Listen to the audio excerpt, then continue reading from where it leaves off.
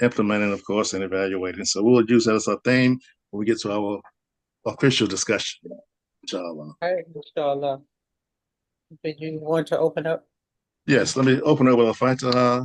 It's a good, very good day here. The weather's pretty nice. So inshallah, we'll open up with a Fatiha, the first chapter of the Quran. أعوذ بالله من الشيطان الرجيم. بسم الله الرحمن الرحيم. الحمد لله رب العالمين.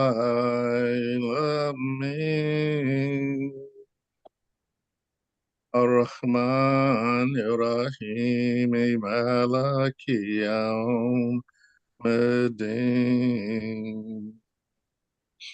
إياك نعبد وإياك نستعين. اهدنا الصراط المستقيم صراط الذين أنعمت عليهم غير المغضوب عليهم ولا الضالين.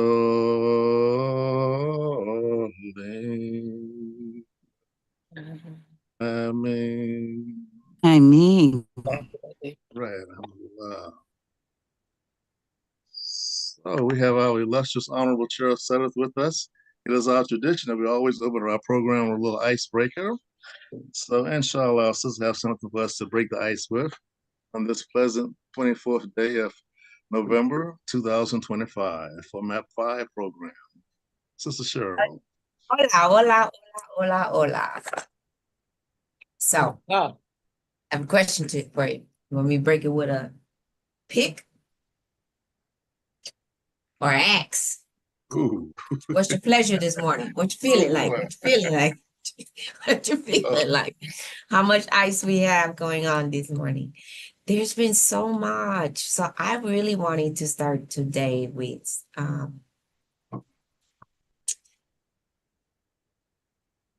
there's a quote that I wanted to, well, two things. First, I really want to talk about some things that's been in the news because, and then get your reaction on that as part of this segment. And then I have a very deliberate question from this quote that I heard this weekend from an elder in our community.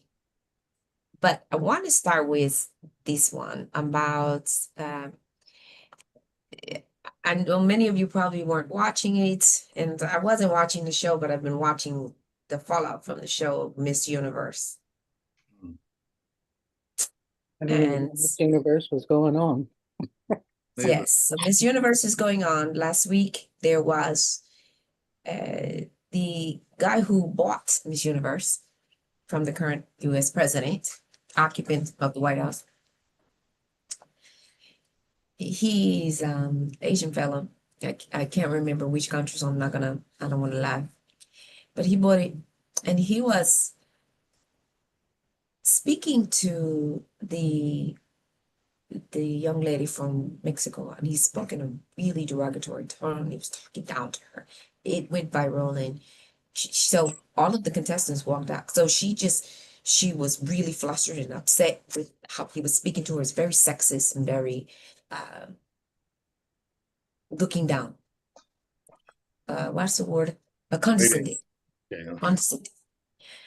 And the rest of the contestants walked out in solidarity. Keep this in the back of your head. During the evening gown competition, now I did see this part, this clip. Dr. Gabrielle Henry from Jamaica. Now we all know what happened in Jamaica in the last 2 weeks with the devastation from the hurricane. So a lot of Jamaicans are watching this and pinning their, we need something to hold on to. She was walking on stage, and they had this weird stage setup. It's in Thailand, by the way, this year. And this weird stage setup, and it's got these twists and turns, but it's like different levels of the stage when you first walk in. And even though these ladies are used to this kind of thing, But something happened and they can't quite figure out what it was. But she fell. She fell. And it took them a few minutes to realize that she didn't just fall because she couldn't walk in their shoes, because obviously she can walk in the shoes. So it took them a minute before they all rushed to the stage because she didn't get up to get to her, put her on a stretcher, took her out. She's still in the hospital. It's been a few days. And there she's in the hospital. Her sister, who's also a doctor, is currently in Thailand with their mother. And she said that she isn't doing as well as we would have hoped, but the hospital continues to treat her accordingly. They said she has to stay there for at least a week while they monitor her situation. So it's more than just a regular fall, as they thought. But all of the updates are coming from Miss Jamaica Universe, not from the Miss Universe pageant. Some people were upset because they kept going forward with the pageant. Miss Mexico ended up winning, by the way.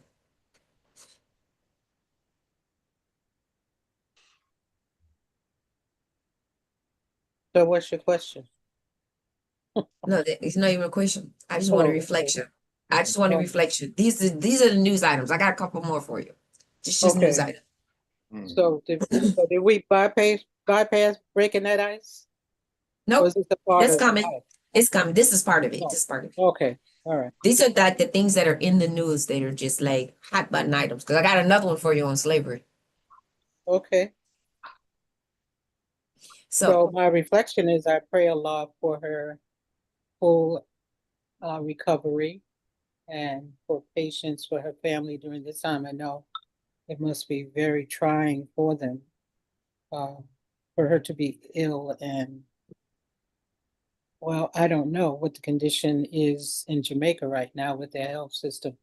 Probably that is in shambles somewhat, or stressed, I'll say stressed, because of the recent incidents. But I'm confused why people would think that they would discontinue going on with the competition. I mean, it's a money venture. You know, diehard capitalists are not going to be dissuaded by human tragedy all the time. So, but anyway, yeah. Just on another note, and no disrespect to Miss Jamaica or those who participate in pageants and competitions, but there's so much else going on in the world. I don't see it as a big distraction that we need to focus a lot of attention to. Just to be honest with my thought, you know, I think that any way that we can help out the people of Jamaica with what's going on, and Dr. You said Gabriel was her last name, I think it was. Gabrielle is her first name. Gabrielle Henry. Henry, okay, I went to school with a Henry. Gabrielle Henry. You know, any way that we could help her family, I think would be good. And, you know, to remember her and her family in our prayers is, I think, a gesture that we should engage in. It's just a 30-second thought. In fact, I'll make it 15 seconds on this one. Just so happened one of my classmates from high school lives in Thailand, and he just came back for a short visit. Facebooked me yesterday and said, I'm back in the States. But he's a professional golfer. So he and his wife, they moved over there maybe 3 years ago. And he's always, you know, sending me little tidbits on what how free he is in Thailand. His reception over there. I didn't know none of us was moving to Thailand, but he's been, you know, updating me. So I heard a little blurb about the international, beauty contest, especially the derogatory comments that the guy made. And now he came back later on and apologized to try to clean that mess up. But to me, you know, you have to honor human beings. You don't put yourself in a position to downgrade anyone because you're just human yourself. So sort of left it at that, and I didn't get a chance to follow up on what happened. I hope the sister recovers fully and she gets the kind of medical attention she deserves, and her family taken care of as well. I do know a little bit about that because they make a lot of sacrifices to even get to that stage of their competition, and they don't make any money until they actually win something. It's a lot of investment on the front end for them to even get to that point. So we pray they recover, and inshallah they will do that. And inshallah, I'm gonna stop right there. 15 seconds out. Thank you. And I'll just say this really quickly. I was really tuning in and not really watching the whole thing, but watching back and forth because there's two Muslim sisters, one from the United States, who is in the competition. And there was this thing that was going on social media, this big debate between Muslim community about whether or not you should be participating in these competitions. And there's quite a number of Muslim women who compete in this. I like watching to see what they wear, and they do. They tend to be very conservative but beautiful nightgowns and representing the Islamic culture. And I'm not as I get it, Sister Amatullah. I'm just not as, I get, is people dying, baby starving. But I also see people watching a bunch of, Real Housewives and a whole bunch of other stuff that we shouldn't be watching. I'm not gonna profess to say I'll spend all of, my 24 hours reading Quran either. But I did want to be there to support the sisters who were getting a lot of heat online for the one young lady who was like 21, I think, for even participating. And this is something that she, like my child participates in sport, all of my children. And yeah, it's one way or the other. I did when I was a child, participated in pageants. My daughter did until I feel like sports is better. But it's not I was more focused on the fact that she was injured, and it's something that they're not telling us because it wasn't just a regular fall that keeps you in the hospital for over a week. And it was the reaction to it was the issue. Here's your icebreaker for today. Let me clarify one thing. See, in your lead up, you didn't mention anything about Muslims who participated in this pageant.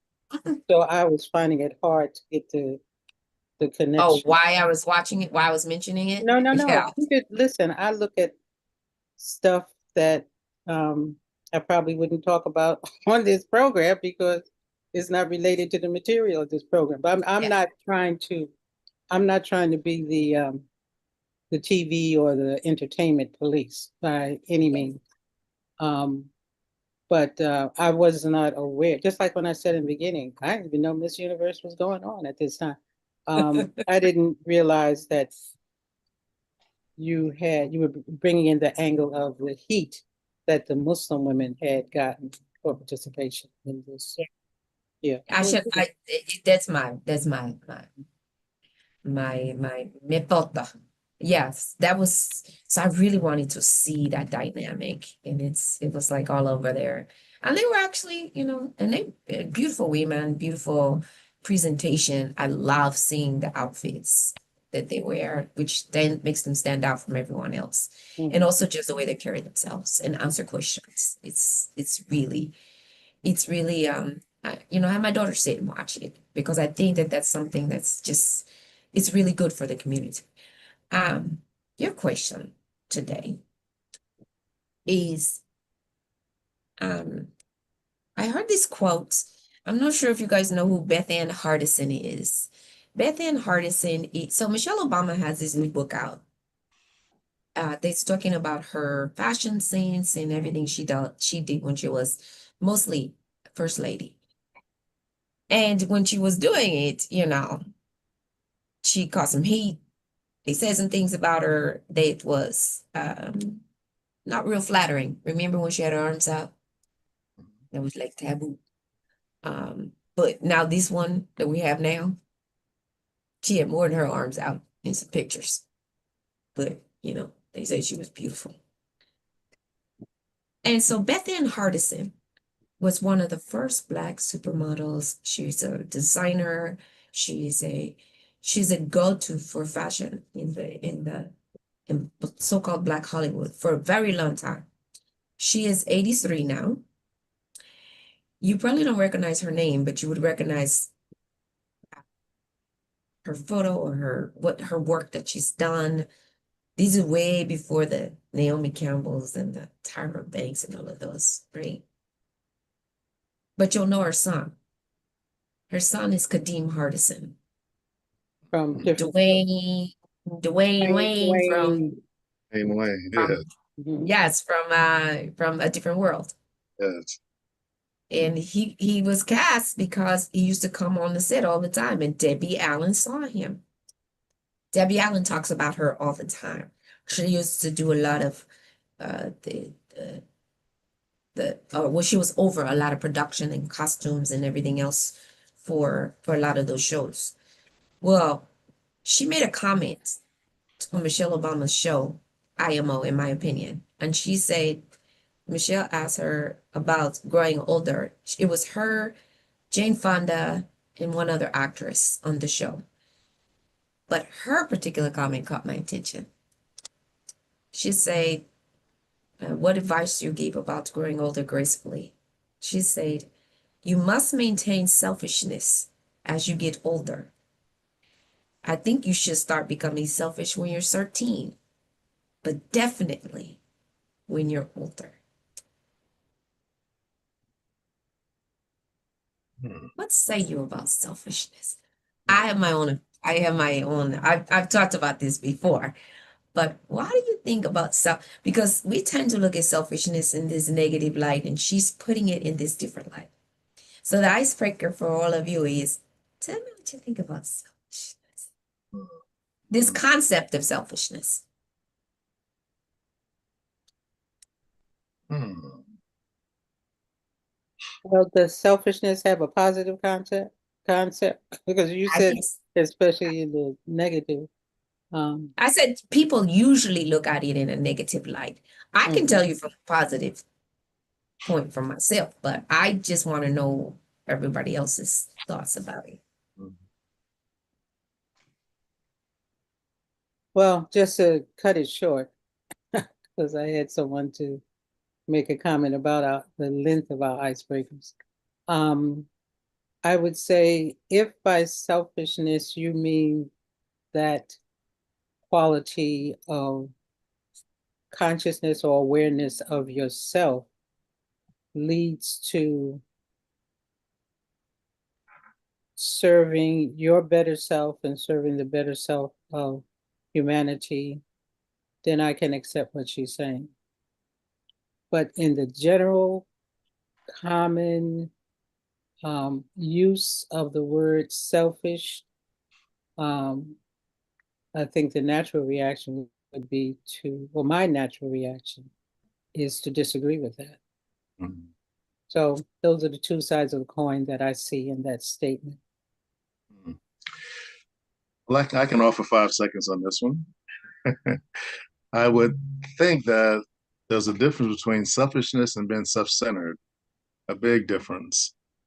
Selfishness can lead to growth if indeed you align with the concept that we're given in our scripture that to each is a goal to whom Allah turns him or her. And you got to discover that. What is your personal goal that you have that you should be pursuing? And once you discover that, no one can really compete with you in that vein if you understand your purpose. That to me is a very positive concept of discovering self. Now, if you take that and just become self-centered, which can lead to being arrogant, which can lead to be all for me and me only, that's a harmful part of it. And my hope is that in self-discovery, you have to have a sense of self-sufficiency. If you don't, you follow the crowd instead of following your own divine purpose in life. Inshallah, I'm complete. I agree. And let me see if anybody else has anything. Samantha, Brother Kareem, Brother Ishmael. I think And let me say this. I tell my children, oh, there we go. Sister Martha, go ahead. All right. I'm quickly to just what Fleming was just saying. When I heard selfish, I'm going, the ish speaks to my inner self of, I was raised about selflessness, though you took care of self and identified what self goal is in relation to the creator's relationship with the creator, understanding that. And then the ish, kind of like I applied it to being selfish, being stingy, being narrow-minded, being out, not seeing not being empathetic and seeing the other person. That was the ish on there. But self, being selfless and extending self to help others. I'll leave it right there. Thank you, ma'am. Looking like or is the FBI after you? See my sister-in-law. Is that FBI after me? Leave her There's a alone. shade. Definitely. Oh, I'm in the room. Okay, I'll go into the light. I see what you're saying. I need to move into the light. Move into the light, sister. Move into the lights. Brother Kareem. Yes, Mute, brother. praise be to Allah. There we go. Okay, let me see if I can. You got it. There she is. No, you were unmuted. All right. Okay. My phone is telling me I'm unmuted. I'm using my phone as a mic We got because you. of problems I had. Okay, Yes, two places. You know, Allah tells us, save yourself and your family. So you have to be in the proper condition to render whatever aid is needed. If you're on an air flight and they are experiencing turbulence or whatever, they instruct you first, put the mask on yourself, then those that you are with. So being conscious of your true condition is very important so that you can render aid or give whatever it is that you choose to give. But our Almighty God tells us, save yourself. Now here comes the help and your family. Your family is the whole of humanity. I stop right there, my sister. Thank you. That's what I was waiting for. Put your mask on first. And I get it. But we for some reason we choose, especially in our community, to be these martyrs. Oh no, if I'm selfish, that means, selflessness means I have to not be selfish. I can't look after self or self. Then we tell people, we send these mixed messages. Oh, self-care. Oh, all of these other things, but don't be selfish. No, you need to be selfish. I tell my children, I tell them to be discerning and appropriately selfish at this age that they are, right? You're not married, you don't have children. It's about you right now and community. Yes, you should do community work. Yes, you should do all these. But the reason some of us get burnt out by the time we're in our late 40s or 50 is because we spend our lives doing everything for everybody else. By the time you retire, you're sitting here like, okay, so I'm watching people right now, I know, who are much older, but they're getting ready to retire. And they've done everything for everybody else. They don't know what to do. That's why they can't leave their work. That's why they can't leave, and go and enjoy life. So if you are doing everything for everybody else, but you're breaking down, put your mask on first. So this is what I got out of what she's saying. There is a certain amount of I do have to make sure that while I'm doing for others, I'm also doing for myself. While I'm giving, I'm not giving so much of myself that there's not enough left for me. And a lot of times we get these martyr complexes where we feel like we gotta give everything and we must die tired. Not just tired, like worn out tired, like this is the only way we're gonna get some rest. You to die. There we go, Sister Martha. I can see you now. Well, half of you. I can see your eyeballs up. But there we go. There we go. Yay. But that's what I was looking for, is the put your mask on first kind of theory, because that's the way I live. And I've even had to learn that the hard way myself, is being so focused on working on everyone else. It's, yeah, we can't always come last. Es todo. Sir, back to you. Listen, I'm going to say this 2-second comment, and I'm going to go ahead and open up officially. I always remember when I was blessed to be at 4847 Woodline Avenue and interviewed by the Honorable Elijah Muhammad, my wife and I, to the school in Chicago. She just graduated from Spelman. I was finishing up my program at Cornell College, and he was asking us questions, of course, through the guidance of Sister Marva, who's now Sister Salema. And she asked him, and this is the phrase we used then, dear Holy Apostle, can we watch them teach for about a week before we make a decision to hire them? His response was, Sister, you don't make people this important work for nothing. Now, I parallel that to what I had been doing since I was 13 in this community. It was not that concept at all. It was totally different. That taught me a lesson I'll never forget, inshallah. All right, our program for today, I've invited 4 guests, and anyone of all can participate. But I want to quote something from this book entitled On Islam and American Democracy, commentary of Imam W.D. Muhammad, edited by Brother Imam Ronald Shaheed, related to our topic. What is the topic? The topic is, do you have a plan? Do you have a plan to actually participate in a specific GOTV program? And is your plan based on how you're organized? What is your strategy? What are you implementing? And how are you evaluating your structure to really get engaged and involved in this process? Because it's very, very critical that we show up in large numbers in these elections and not just criticize, but to contribute and make a difference. I want to read by starting off this program. And inshallah, we have some elected officials that come on, along with some judges, etc. But here's the quote.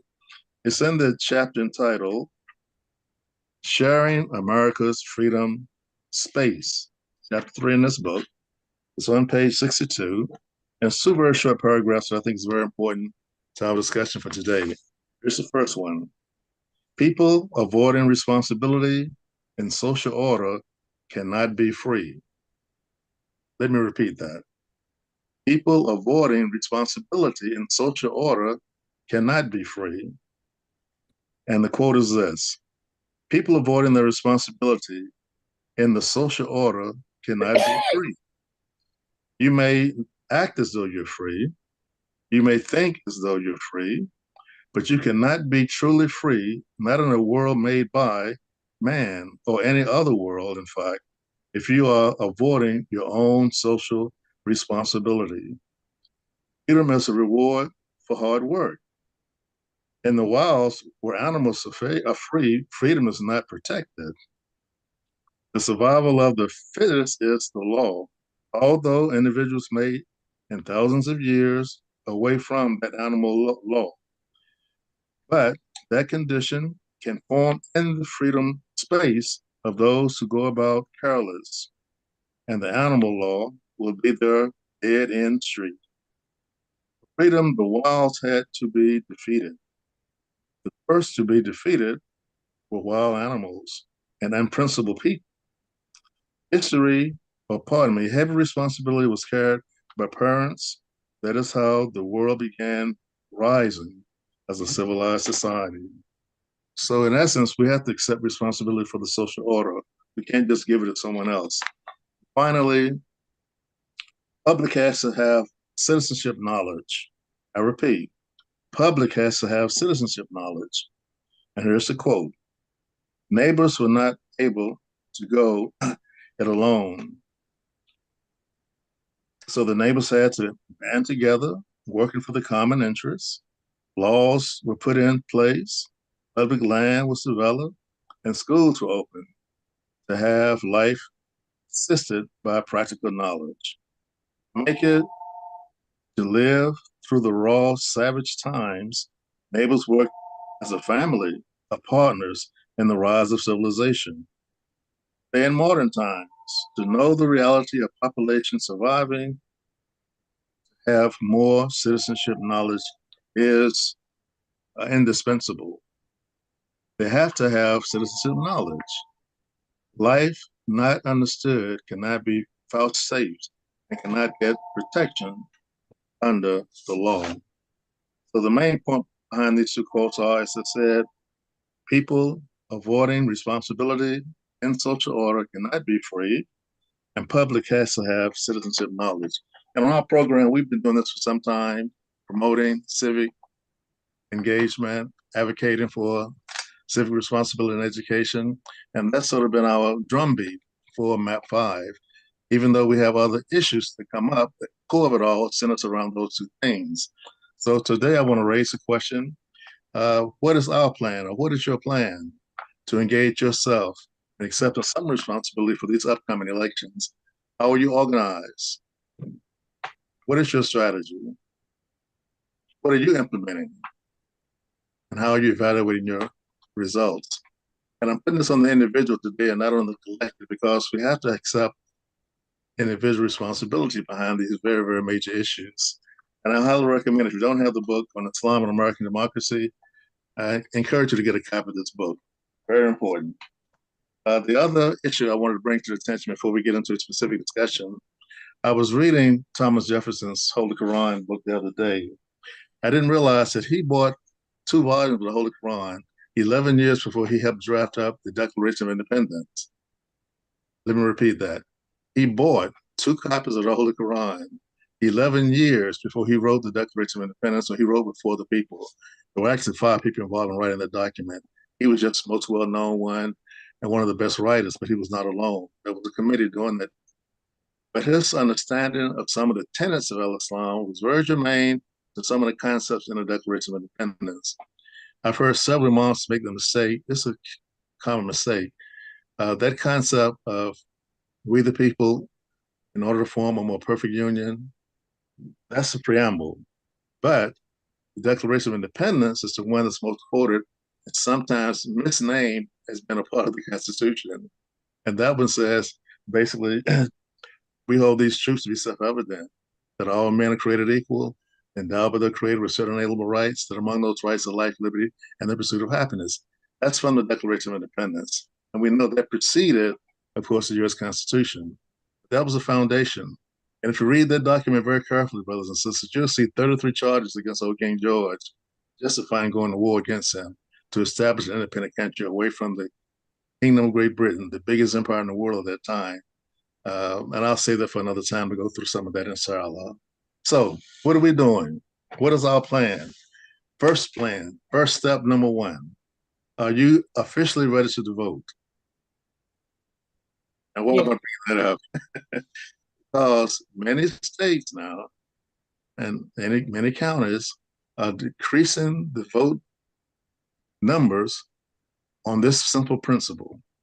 If you don't vote in 2 consecutive presidential elections, they have the right to remove you from the rolls. That's the case in North Carolina. I know it's also the case in Ohio and other places I've looked at. They consider you inactive. So first thing you want to do is make sure that indeed you register to vote. You can do it simply by contacting your local county board of elections. You can also go online in most states under the state board of elections and just put in your name and your address and see if they need to have you listed. That's step number 1, inshallah. I hope everybody on this line and those that are coming on the line have done step number 1. Second part of that, who are you working with? Develop your plan of action. And I don't mean, inside the masjid. Who are you working with outside the community, the immediate community, to increase the volume of people that you know are not registered to vote right now? And I'm going to encourage you to use what we use in the American Coalition for the Government. Take 5 with you. We all know at least 5 people that are not registered to vote. Some of us probably know more than that. I started with my first family in my own household, and they're all over the country. But I make sure that all of them are first registered to vote. And I have quite a few grandchildren. I make sure all of them that are voting age also registered to vote. That's step number 1. And then I work with other groups, like Dr. Barbara Skinner, who's a national advocate for faith leaders doing something about democracy. She has a national organization. You can sign up to be a faith leader. In fact, they call us the Faith Patrol, that you go out at the polls and you're trained, of course, what to do to of course, de-escalate any kind of competition or potential problems at those sites. You have numbers you can call to get legal advice, etc. But she trains people how to go into those polls across several different states to be active at the polls on election day. If you want more information about Dr. Barbara Skinner, just email me and I'll be glad to give you her information. I also with a group called the Winston-Salem Ministers Conference and Associates. It's an interfaith faith group, and we have a specific committee just devoted to voter registration. You know, I work with the Urban League as well as the NAACP. In fact, I'm a lifetime member of the NAACP. We have committees also engaged in that. Then we have a new group called Thriving Together. And it's not new, but it's first time they came out of their silos to work together across what they call the 7 common denominators of any organizing group effort. And so we just recently had a 4th annual meeting, and they identified one committee who would just be focused in on, quote, civic engagement, civic responsibility, getting people out to the polls. What they have been doing historically is something that we all are familiar with, called Souls to the Polls. But that's not as effective recently as it has been historically. And that boils down to encouraging people to pick a Sunday in your facilities or a Friday and take those people down to the polls to vote on that day collectively. But the level of participation is somewhat waning, so we're going to try a different approach this year. But that's one other avenue. If you have that in your community, you might want to find out who organizes that, who participates in that, and how can you improve its effectiveness? Because the number of people going to those has decreased over the years. The concept is good, but it favors those people who go to the worship service on what day? Sunday. That's why it's called Soul to the Poll. And it's sort of centered around that effort among the Christian population. And then, of course, you need to make sure that the people in your immediate faith community, and here's the big challenge, are they all registered to vote? I'm going to tell you what you get sometimes you ask that somewhat personal question. Yes, I registered to vote a long time ago, but because I used to serve on the Board of Elections, I can go into the database and pull up the name and see if indeed they're registered to vote. And I had to tell people, you might want to re-register. I never tell them to not register because I don't want to embarrass anyone. I just say you might want to re-register because as I look at the database here, they don't have your name listed. It might be a mistake on their part. Why don't you take this number, call down there, and if it's not on the books, I can bring you the information to register you to vote. And I'm not the only one that does that. It's part of our strategy as a team with the Winston-Salem Ministers Conference and Alliance. And some people, they're just ashamed because some people tell you about all this political activity and they sometimes are not registered to vote themselves. We had a young man who was leading the, program here for a while, about 22, maybe 23. And it was a, Black Lives Matter campaign, a lot of public rallying. And then he decided to run for mayor. The young brother was not even registered to vote. So I had to call him on the side. On the side of me, I called him in person and said, "Bruh, you got to be the example. You just can't be a talker. You have to live the life, If I know you didn't register to vote, other people, but they're not telling you they know. They're going to let you embarrass yourself. So go downtown tomorrow and register to vote." And then, of course, he got into some other difficulties. So he dropped out of the campaign to run for mayor. So be sure that you're registered to vote, step number one. And then ask yourself, are you really organized with other groups outside of the walls of the masjid or your center to work on this effort? There are a number of different organizations that have been doing this for years. And we have to do our part, brothers and sisters, to assist in that effort because it's going to make all the difference. People are trying to be discouraged from voting. They're trying to reduce by any means they can do to develop districts that limit certain people to run or favor one party over another party. And I'll give you another example here in North Carolina. We have 14 Congress people, right? At one point, we had 7 Republicans, 7 Democrats. But when the Republicans got back in office and had the majority, the first thing they did was to redraw the district lines so that there are now 11 Republicans, 3 Democrats. And this last process, they wanted to change even one of those Democratic-leaning districts into favor of a Republican candidate in the blackest district in all of North Carolina on the East Coast. So a group that I work with, the Poor People's Campaign, through Dr.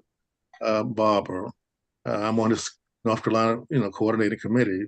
We started registering people over in that part of North Carolina to counter some of that. And we identify certain cities that we go into to register people to vote, because that's going to be the balance. If people come out and vote who own the books, and you get another percentage of new voters, you can counter this effort to dilute the people's vote in the election process and allow people to vote for the leaders instead of the leaders voting for or determining who's going to vote for them. Very simple example, and it's happened across the country.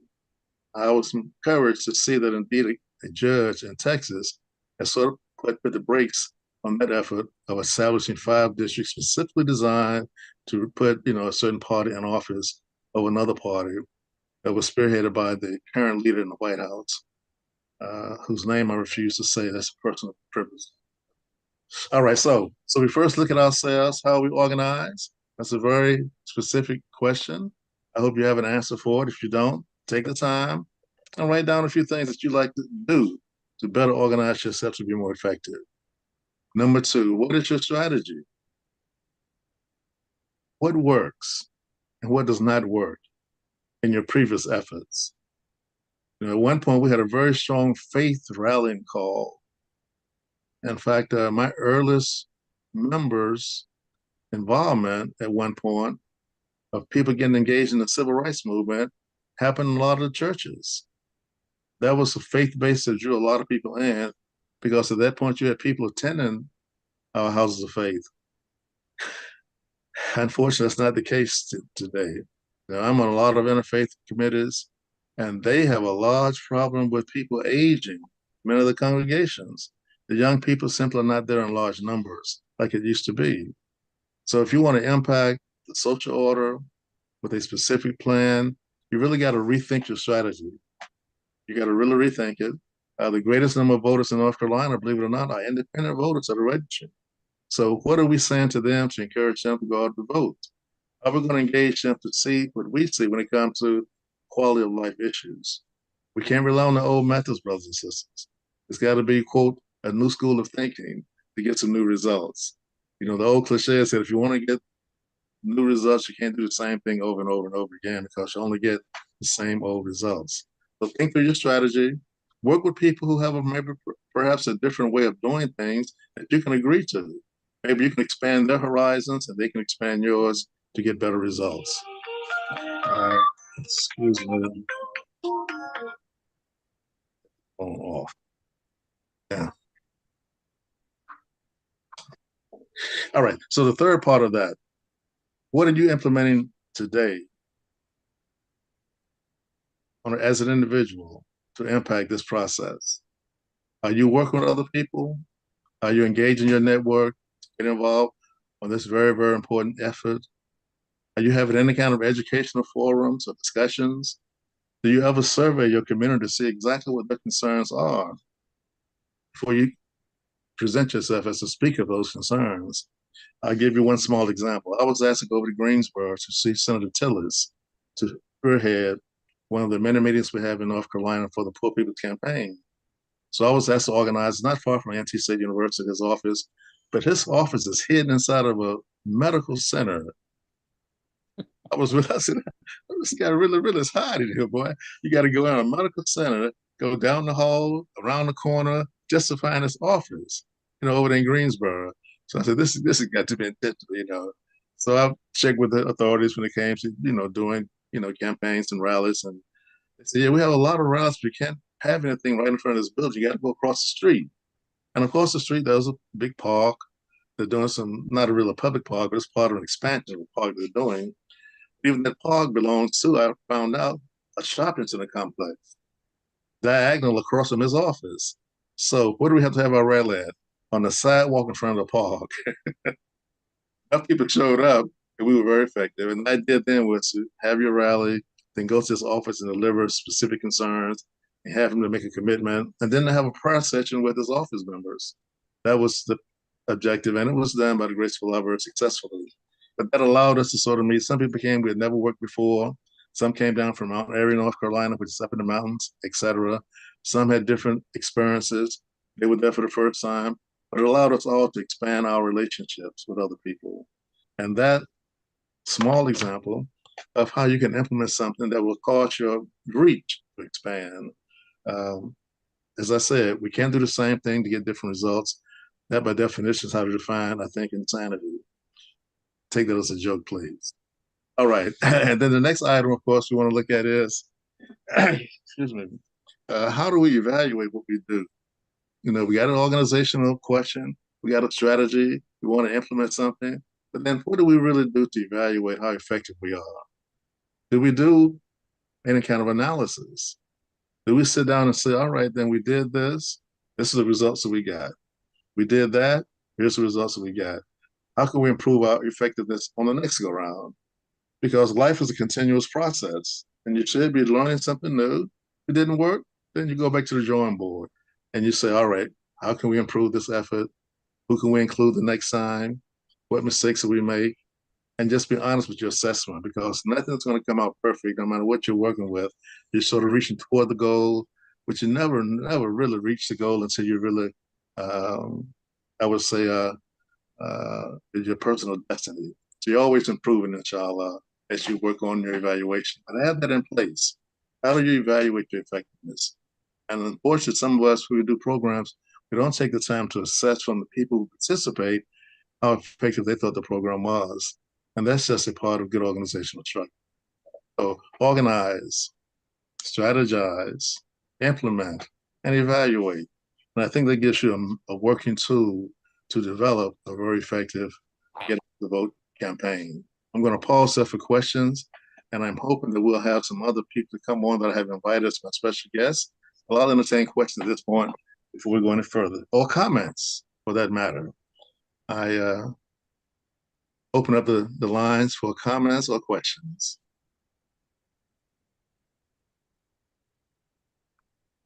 I see Sister Martha. Yes, Sister Martha, yes. Okay, let me make sure that my voice is coming through because it's a tricky little area where I am. We hear you clear. We can hear you. Okay, I'll make it quick. Then I'm going to do quicker than 15 seconds, Fleming. Okay. Here we go. When you were asking the question, and because I haven't been involved in community organizing, but more so with myself first, structuring myself to not just jump on board to some, okay, let me go first to organize. Mm-hmm. My question, asking myself, why? Why am I, what is impacting me? What is bothering me? Where does it exist?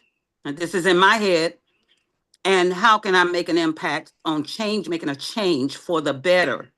So I ask myself that. So I assess for me, within my family, rather than making my family be the problem, my husband, my children, I began to assess myself and my centering on that. And then making sure that I'm concrete with what I say I believe. I'm connected to that. Then I moved out into the neighborhood, looking at things, the lighting out on the streets, whatever is wrong, something that's going wrong in the neighborhood.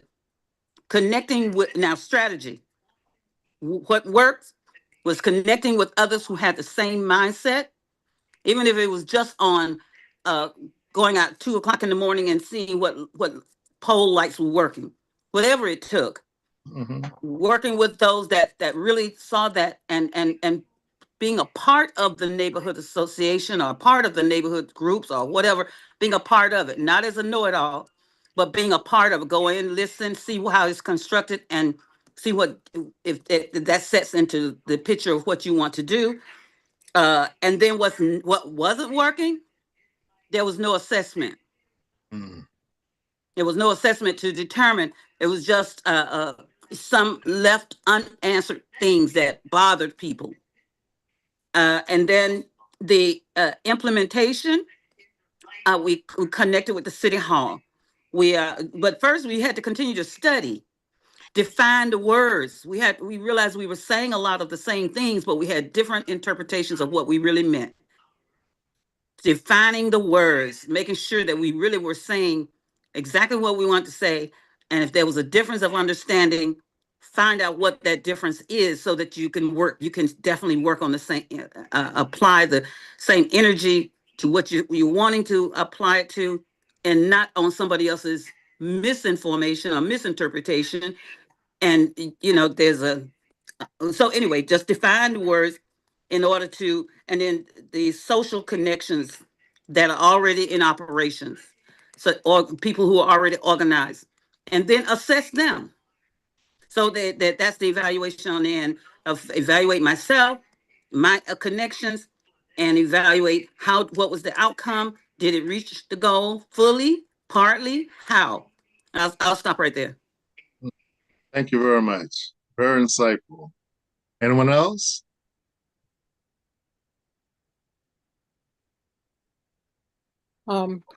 I'll speak on a thought that I had maybe about a half an hour or so before the program began.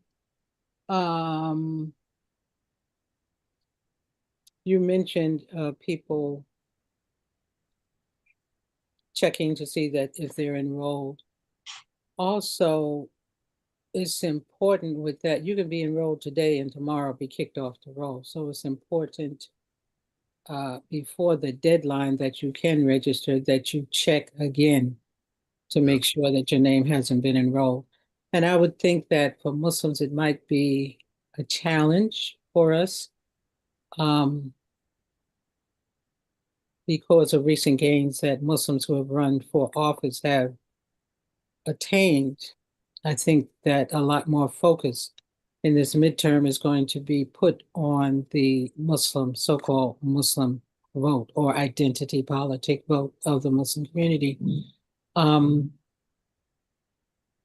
So I'm even more committed in the programs that I host to try and bring in more education on the issue of gerrymandering and removing people off of the rolls, because I see that as the two key tools that those who are opposed to the democratic representation that this form of government offers are going to use in their arsenal to try and keep a lock on their power and their control.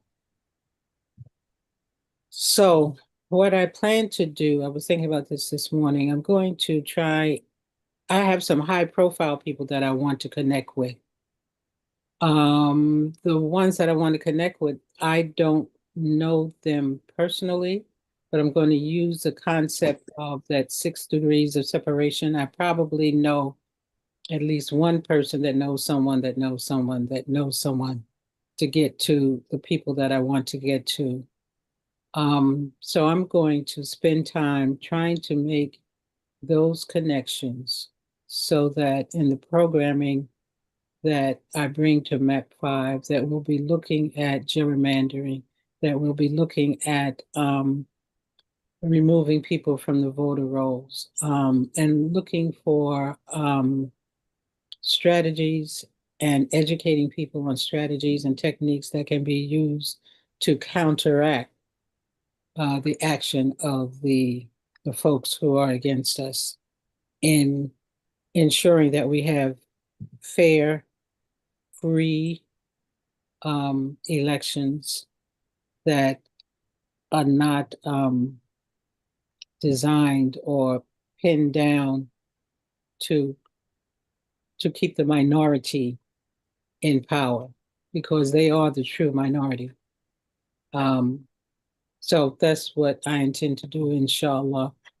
Pray Allah bless me in that effort. But I think it's important for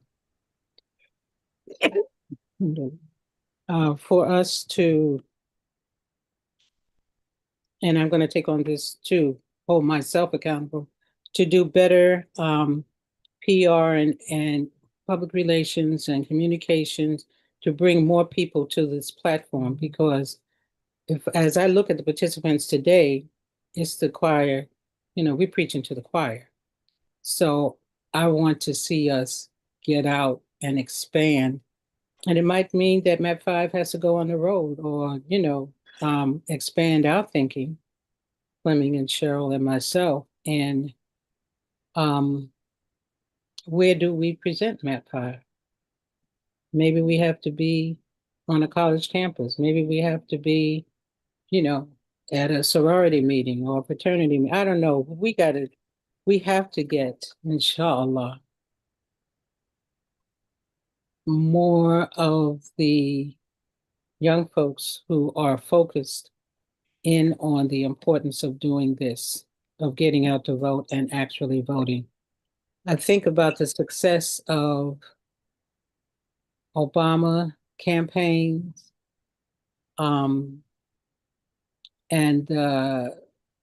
Vice President Harris, in a certain sense, Vice President Harris, her connection as a AKA gave her a tremendous platform in terms of financial contributions, volunteers, a cheering squad, all of that, because of her connection with that one sorority.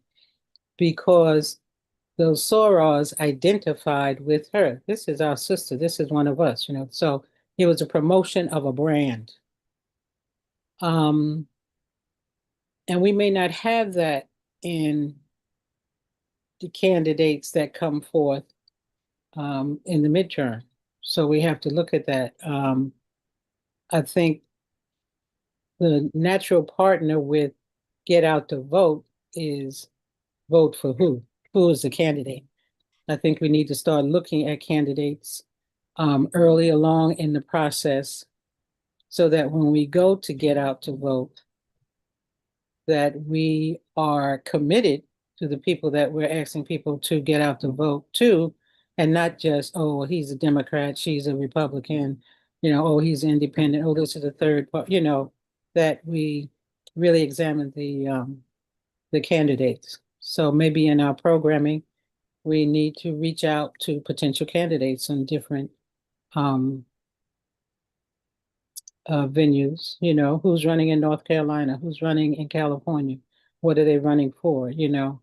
Is this someone we are putting forward for people to question, you know, invite people to question the candidates right here, if we can get them to participate. So just a lot of thoughts going in my mind as far as how can I, as a host of MAP5, work more efficiently, effectively, and holistically with this whole get out to vote concept. This is Amatullah. That reminds me, I've asked our outreach coordinator in New York, Imam Yusuf Abdul Wali, to reach out to the new mayor of New York to see if we can get him on the program. When that's finalized, I'll let everybody know. But it's just follows your train of thought. Oh, I cut that off. Excuse me. Give me 30 seconds.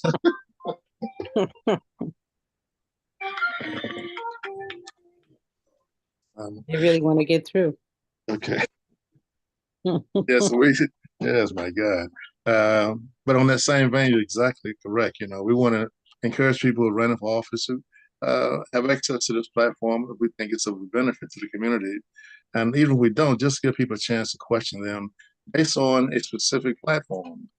You know, we conducted forums in North Carolina from the judges were running. In fact, we had one session at the community mosque, and all those judges showed up because unfortunately, people don't take the time sometimes to vote for the judges because it's usually at the bottom of the ballot, on the back of the ballot, and people don't make the connection. Those judges impact your life immediately. And it only takes, if you look at the numbers, very few votes determine who the judges are going to be, whether it's a district judge, you know, et cetera. So we've had campaigns, and usually I'm the moderator or another brother that try to replace me, inshallah. I'm training him to step up to the plate. When we have specific questions we come up with about the specific things they can contribute to the community and their positions on certain matters. And when we do those, we have it as a nonpartisan entity or format. We invite everybody that's running. You know, I've done them at various locations. Emmanuel Baptist Church, we had a very large, you know, response.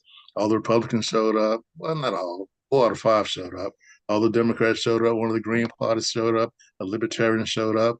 Because I want this image to be out there when ACG is concerned. We're a nonpartisan organization. We just want to have a common value system we can promote if indeed you agree with our value system. We want people to know who you are.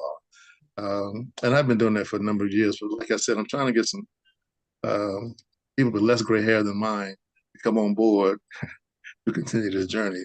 But having your forums is very, very important in your localities. And you can always go to the website of ACGG to get some starting questions. How to ask these people questions based on a value system we have identified as a starting point. To conduct some, forums of your own in your localities. Invite them to come out, and then have your set of questions for them to answer for information purposes. It's an educational piece. A lot of them look for something like that because they need what they call a captive audience to explain what their platform is going to be. And just being a former chairman of the pod and other positions I've had, I get pretty good response locally when we make that kind of request. Those running candidates, we have about 15 running now for different positions. We had our first forum at the Delta Arts Center last weekend, in fact, and the Ministers Conference will have another one in January. So there've been about 3 or 4 already planned, coming up. So that's part of your organization, to have that network working. And of course, knowing who's running. One of the sisters asked a question, can you name 5 of these people before they decide to run for campaigns? You'd be surprised how many, maybe you wouldn't be surprised. How many people did not even know the names of these people before they introduce themselves, as candidates. So it's important. Education is very critical. Okay, we want to give other opportunities to those that are on the program. If you'd like to make a contribution and or ask a question, please feel free to do so. Otherwise, I will continue. Oh, I see it. I heard a voice. Oh, here we go. Yes, this is Cheryl. Yeah, let me just say this. We've talked about this before. I've talked about doing in-person shows before, but I also want to talk about the difference in presentation. I think that this is part of knowing your audience, right? We can talk about what Mayor-elect Mandami did, or what former President Obama, or even former Vice President and presidential candidate Kamala Harris did. I'm in that sport, so I know. But the reality is that you have to know your audience, and a lot of times and I've said this before on the show, so take it for what I say and what I mean, is that we can't preach at people. We have to teach people. And when you're teaching people, if they feel like they're being preached at, they're not listening. They automatically turn off their ears. And I know it's hard for a lot of us, meaning Muslims, to hear and understand, but it is what it is. When I talk to younger people, or when I even talk to my own what do you call this group, right? Because some of them are just as guilty as not going out and voting, to your point, Brother Fleming, right? And they use all kind of AC. Well, I was working, or I was doing this. Life is lifing. And I got, there's no excuse. However, they have to feel like they have a stake in it, other than this kind of punishment attitude, gloom and doom. We have to talk to people in a way that they feel bought into whatever it is. They have to have something that's driving them other than obligatory, because everything else is obligatory. You got to pay your rent. You got to pay your lights if you want to have lights. You have to buy food. So when people feel a loss of control, they push back. So what we're trying to do is, when we're doing these trainings, I'm training candidates. I'm training any candidate, and then I have special trainings for Black women and for Latina women and for API women who want to run for office. And part of what I tell them is that when you're all talking to the public, you gotta know who you're speaking to. And it's not about you. It's about the community. It's about the people. So when we're talking, and I listen, not just this program, but other programs, we're so busy trying to get our point across, and we want people to hear what we have to say, and we want people to think like us and be like us. They were not even thinking about where they're coming from. And if somebody's hungry, if somebody's thinking about, I got to go pick up my child, or I don't have any daycare this week, this week, because it's holiday week, right? The daycare is closed. And if I don't get somebody else to watch my child, that means I can't go to work, especially people who are hourly workers, right? So I can't go to work. And if I can't go to work, I don't have enough money to pay the rest of my bills. And when people are living day to day and bill to bill like that, it's very difficult to get them to see down the road because they're in the moment. So you have to address what's happening in the moment and just sit back and listen and figure out, okay, so how, and almost like my mother used to do this to us. She would say something, okay, so how would you solve it? Rather than tell us the answer, instead of coming at us and saying, go do this, it was more like, I hear what you're saying, and I hear all the issues that you're bringing up. Now, what can we do to fix this issue? And by we, she meant me. She didn't mean her. She meant what you gonna do to fix it. And I think sometimes this is where it has to come from. We gotta invoke some humor. We have to invoke some ease into it. And I get it. It's serious and all of it. But at the same time, life is so serious for people that the little bit of time they have in between, regular lifing, I'm just saying it because we keep doing it. And I don't mean we as in one of you. I just mean we as in the what's the word? The whole we, the big we. We can't preach at people. We got to tell them and bring them in, especially by our actions. I don't have to walk around and telling somebody that I'm Muslim or I belong to this group or this group or this group. I would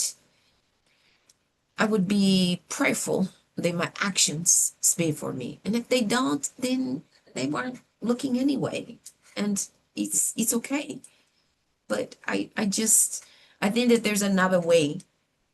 Not everybody I speak to is Muslim.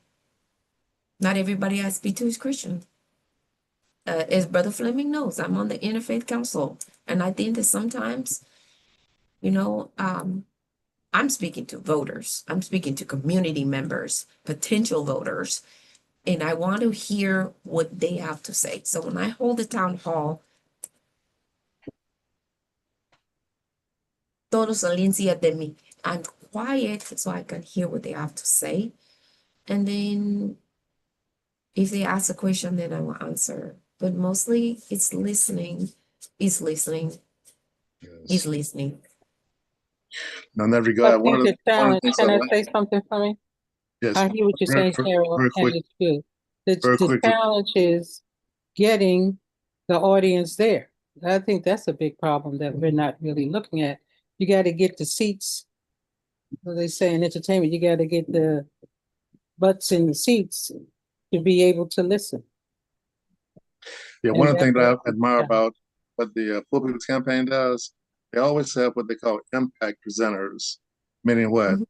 People who are personally impacted by the decisions being made, whether it's in politics, the lack of child care, voting rights, etc. But they give a personal testimony, how this issue is really affecting me. And that really makes it meaningful to the larger audience. Sometimes we can have 10,000 people to rally. I mean, it varies depending on what the issues are that we're discussing.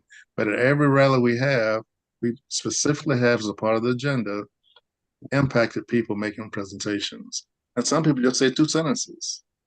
Some might speak for, 2 minutes, but it all represents an authentic experience.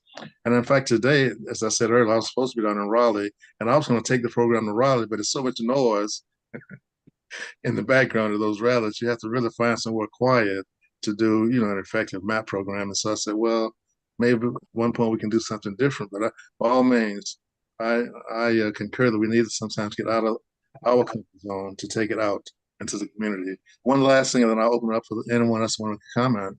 I've learned, that you have to really have active listening ears, active listening ears to try to understand someone else's position. And, like I was at a meeting last night, we had an interfaith Thanksgiving program to give money to something called the Crisis Control Center. The place was packed with people from all different faiths. and it was held at the Unitarian Universalist Church. If you know anything about the group, the UUs have been around for a long time in America, and they have all kind of faith traditions as a part of the congregation. And we donated about 100 boxes of cereal, matched it up with, usually we do more than that, but this year people said they were a little short in the pocket. They gave what they could, but there was 2 truckloads of food given to the crisis ministry to help people who are in need. And it's been going on for 60 years. So that's a long-term relationship. So I'm just saying that to sort of demonstrate, we have to, be out in the community, like most of us know on this program. We have to be actively engaged. And I tell my brothers all the time, there's 3 women in this group too. God gave us 2 ears for a reason and 1 mouth. Listen twice as much as you talk. All right, let's open it up. Anyone else would like to make a comment? Please feel free to do so. Otherwise, your brother will continue on phase 2. The floor is yours if you'd like to take advantage of it. I know our brother Kareem has something to say. Where's he at? Brother Muhammad Sharif, I see you. You see No, you I'm, there, Joel? I'm listening right now. Yes, sir. All right, then. We did have Imam Joel Sahir to join us. Oh, yes, alhamdulillah. Our local imam here at Masjid al-Mu'minun, the best masjid in all of the East Coast. Mm. The best masjid in all of That's the Americas. Where you in the East Coast? Excuse me. Excuse me, sir. Excuse me. I just I just came on to check in and support, and so I caught you what you're saying, and I think that really one thing that I like to say, and I know this is one thing that you all do every week, and the purpose of what you all do every week is to keep pushing people to understand that there's no sit down, there's no give up, and there's no time off, because this force that we're going against doesn't take any time off. And so you have to recharge your battery, you have to get your fresh air, you have to do what you have to do for self perseverance, but you have to understand that it's as Allah says, that once you finish one task, you have to pick up another. So I appreciate you all doing this. That's why when I talked to you earlier, I said I'm trying to get on, just bounced in and logged on to get in and listen and see what avenues where I can help out and those type of things. So I don't have any agenda or anything like that, but just here to support. So I appreciate you all. And you know that I'm a Bay Area person. I graduated high school in Vallejo too, so I had that connection. And some people say that's what's wrong with me. I tell them that's what's right with me. So Chicago, Because you're on the Vallejo. best coast. That's You're right. on the best That's right. coast. That's right. That's right. So that's what I said, man. I got you. I'm with you. I'm with you right here. Right here. Right here. Right here. But for some reason, thank you so much, Brother Imam. But I understand that Allah raised the sign from the east, and then it sets in the west. I don't know why that's the case, but I have an idea. But we'll leave that to Allah and the Creator. All right. Then, any other comments from our listening audience there? So there's another issue I want to bring up very quickly. We were at a janazah the other day for Sister Amatullah Alaji-Sabrie. She was in New York for a number of years. She was 82 years of age. She was our first executive secretary for HCGG years ago. I think I met her in 1998, Cleveland, Ohio, at a meeting when they drafted me. I was working with AMA. In fact, that group is in California. It was the American Muslim Alliance, and I was a local president in Glendale when I was going to graduate school. They said, Brother Fleming, you got to come over to the other side. And what you doing over there? And so she was one of the ones convincing me. A little short sister, but a very powerful sister, And look at my face and I, oh, brother. I said, okay, sister, I hear you loud and clear. But anyway, she returned to the other day, and we had a nice ceremony for her. She asked to be buried, in fact, 24 hours after her transition, and we did that in her honor. And that sister, almost solo, by the grace of Allah, purchased a facility in Greensboro. It's the Mawarti Muhammad Islamic Center, huge complex. She was trained with HUD for a number of years. She knew about property and all of that. And long story short, when they were in the process of trying to buy the building, a storm came through, tore up the roof. And the previous owners had allowed the insurance to collapse. So the brother, who happened to be Mustafa Shabazz, was the realtor working with them to make sure they got things done. But she stepped in the picture and negotiated the whole price down. She's very tenacious, sister. Cross all the T's, dotted the I's, and get that facility for a remarkable price. And of course, they started the improvements, etc. You walk into that place now, it's a beautiful blue and green carpet in the sala, separate banquet hall, all kind of rooms. They have a school over there, a weekend school. They have a program where they feed people every week based on a contribution they get from the Church of Latter-day Mormons. They drop off 10,000 pounds of food every week over there, and they redistribute it. So at the repast, they had the newly elected mayor to make comments, and she and I had worked on some boards before to make sure they got some resources over there for that program. And they had the council people there, all kind of people stood up to just make comments on what impact she had as the short time she'd been in Greensboro. And what a wonderful example she was, never bragging, but very effective in what she accomplished. So I would ask for you to make duas for her family, since Amatullah Alaji-Sabrie, originally from the New York area and well known in New York before she even moved to North Carolina. One example. Do you know, was she in the first? Oh, yes, very much. Do you know what her name was? Anyone? Muhammad Sharif? Anyone? I'd have to ask her husband. No, I don't remember her name before she became a. Yeah, she and I used to talk about our letters that we used to write the 4047 Woodline when we first came into the community. We, kidded each other about that when we first met, in fact. So she was a very stout, devout follower of the Honorable Elijah Muhammad. Rochester. I think she's up in the Rochester part of New York. Oh, okay. She was in upstate New York. Upstate New York, right. All right. Because I think I saw her once on at Study Al-Islam, just asking a question when they were talking about that complex, and her face didn't look familiar. So I never knew she was from the New York area, but alhamdulillah. And on that note of remembering those who have passed, Imam Amatullah Alaji-Sabrie passed away on Sunday. Yes. Having been incarcerated for many, many years. And we pray that we remember him also, and that Allah grant him the reward of Jannah, of Firdaus, and the highest ranks, and bring comfort to his family who has been impacted by his incarceration for many, many years.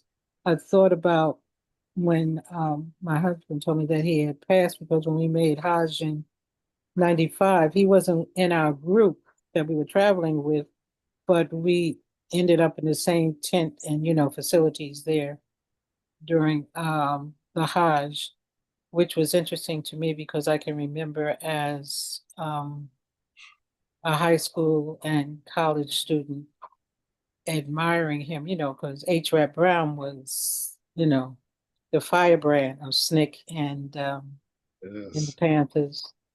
And so it was like a full circle seeing him there in the Hajj. And you had mentioned some point earlier talking about interfaith and working, and it seems like in some things I was reading this weekend, and it might have been on Facebook, Imam Abdel Malik Ali from out here, he was doing, I think he's on part 3 now. I haven't seen the posting of part 3 on Facebook, sort of a history of Imam Jamil Al-Amin. And he started it out talking about the FBI files that talked about they couldn't allow a Black Messiah to emerge in our community. And Imam Ali, he was making the reference that they saw that the leadership would come from a prophetic mission, coming from the church, most of the people in SNCC and, Dr. King and whatnot, they were all coming from Christian church background. That was their support. So Imam Al-Amin there in Georgia, apparently he was very successful in the community that he headed in Atlanta area, and the changes that they were able to bring about in their community. And, it was just seeing him there on Hajj, it was it touched my heart because you see that you're on a path that those you have admired are going ahead of you on. So I was I felt bad, whenever a call came out to support him or his family, I would try to respond. But then when I thought about it, is that I think one thing, and I had this thought about distraction earlier, and so I connected my thoughts about his passing with distraction too. There's so many distractions in the world that can take our minds away from efforts that are good efforts and that we have the empathy or the support of, but it's so easy to get distracted, just like with these different news cycles. They're Epstein files, Epstein files, Epstein's files. Next week it'll be something else, something else, something else, that we just have to really ask Allah to help us to focus in on those areas where we can help and that we're supposed to be working in.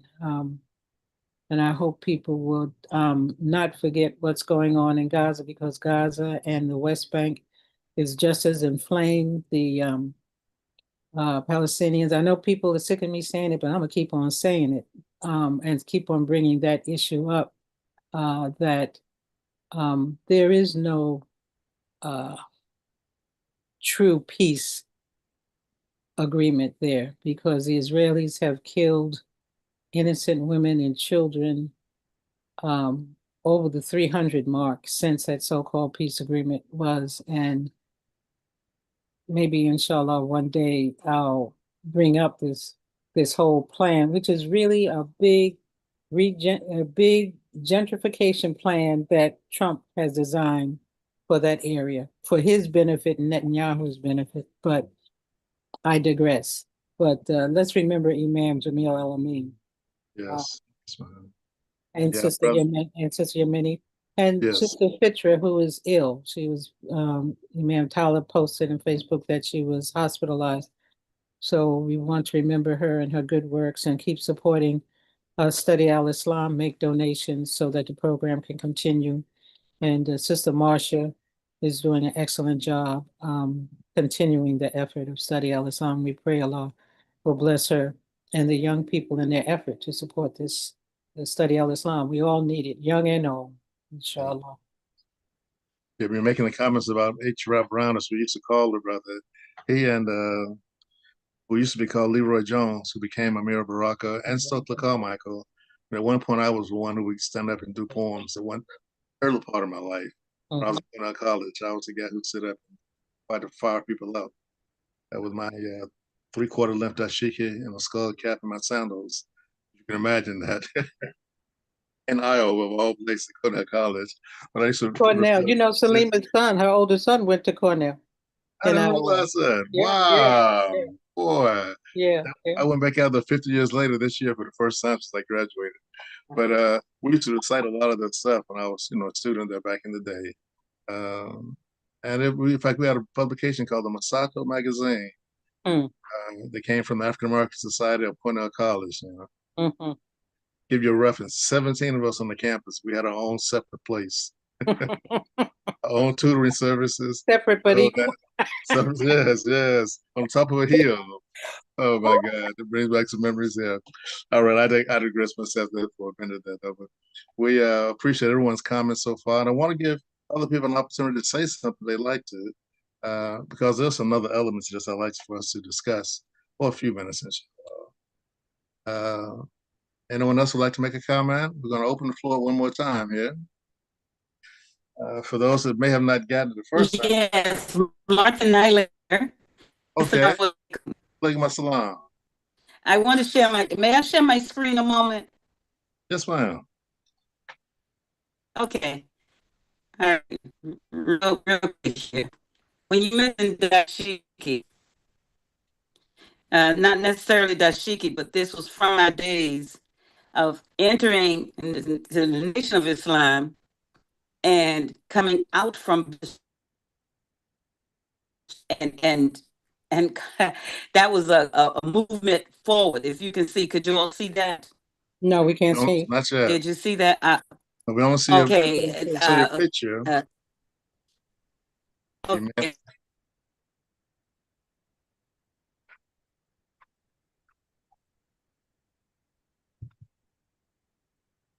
Don't see it, Sister Martha.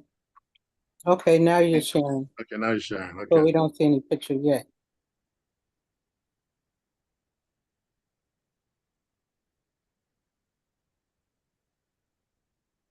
I apologize. It all camera. It But won't come up? It won't come up. No, it says double click to enter full screen. It's not showing up. Oh, there's something coming. Okay. Is Munira Habib's coming up? It's not coming through, Sister Martha. Okay. Oh, okay.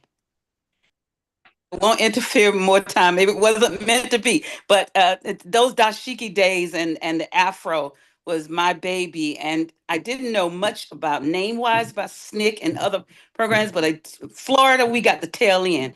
Does that make sense? You know, Florida, the tail down there, droop down. We really literally got the tail end of things, but we got it. So alhamdulillah. Assalamu alaikum. Walaikum assalam. Yeah, I think we all went through different experiences. I was on campus when I wrote my letter officially to join the Nation of Islam. Like they said, I had to wear a pick in my hair, in the back of my head, had a big afro, the whole 9 yards. So, brother, you got to share those photos. Go back and pick out a flow. I know you got to share that. Oh man. Maybe one day we go in the archives and pull something up. But that transformation, it was just something by the grace of Allah, you know.